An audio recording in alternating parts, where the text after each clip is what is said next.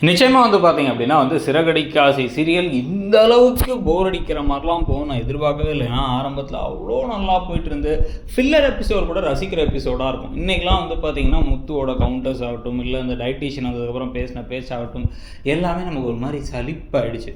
So இப்போ இதுக்கு நடுவில் பார்த்தீங்க அப்படின்னா முதல் கட்டமாக இப்போ கண்டிப்பாக மனோஜ் தான் அப்பாவாக இருப்பார், கிறிஷுடைய அம்மா ஜீவா தான் அப்படின்னு இதுங்க ரெண்டு வேற முடிவு பண்ணியிருக்குதுங்க. ரெண்டு பேக்கும் இருக்குதுங்களே.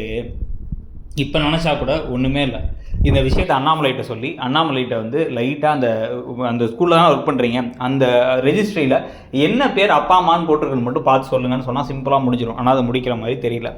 இதுக்கு நடுவில் இப்போ அந்த டயட்டீஷியன் வீட்டுக்கு வரதுக்கு முன்னாடி அந்த டிராஃபிக் கான்ஸ்டபிளான அருண் என்ன பண்ணுறாரு, இவர் கிழிச்ச சட்டையை தொங்க விட்டுட்டு அவனை விடமாட்டேன், அவனை மொத்தமாக காலி பண்ணுறேன் அப்படின்னு பேசிகிட்டு இருக்காரு. சீதா வேற அவங்க வீட்டுக்கே நேராக போய் பூவெல்லாம் கொடுத்து போகிறாங்க.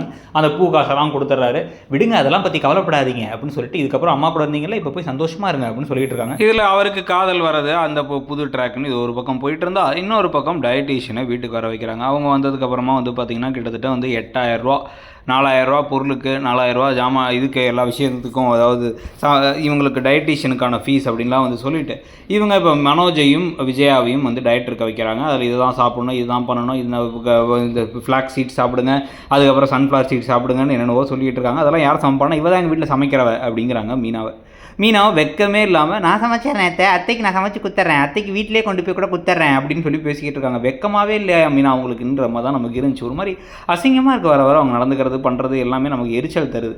இதுக்கு நல்ல மனோஜ் வேறு எங்களுக்கும் சேர்ந்து சமைச்சிடனா அது காசு கொடுக்கணும் நீங்கள் அப்படின்னாங்க. அதுக்கு ஒரு முடிவு வந்த மாதிரியே தெரில. அதன் டாப்பிக்காக அப்படியே விட்டாங்க. இது நல்லா சமைச்சு எடுத்து போகலான்னு போனால் அங்கே டான்ஸ் ஸ்கூலில் இனிமேல் நாங்கள் ஒல்லியாக போகிறோம் டான்ஸ் ஆடிட்டு இருக்காங்க. சிந்தாமணி இருக்கும் பொழுதே வேணும்னே வம்புழுத்து, அவங்க எவ்வளோ பெரிய ஆறு, நீ எல்லாம் யார், ஒரு டம்மி தானே, அவங்க கூட போட்டி நீ ஜெயிக்க முடியுமா அப்படின்னு நக்கலாக விஜயா பேசுகிற கொடுமையெல்லாம் பார்க்க வேண்டியது இருக்குது. நீங்கள் நினைக்கிறீங்கிறத சொல்லுங்கள்.